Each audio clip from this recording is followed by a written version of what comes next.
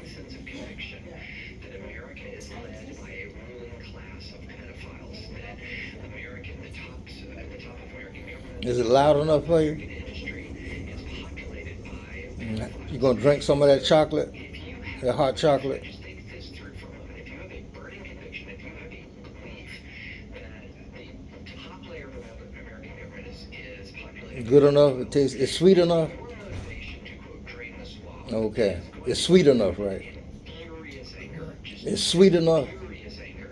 Oh, okay. And this has been stoked, by the way, Don't by forget the your Trump French administration toast. and by figures within MAGA for years.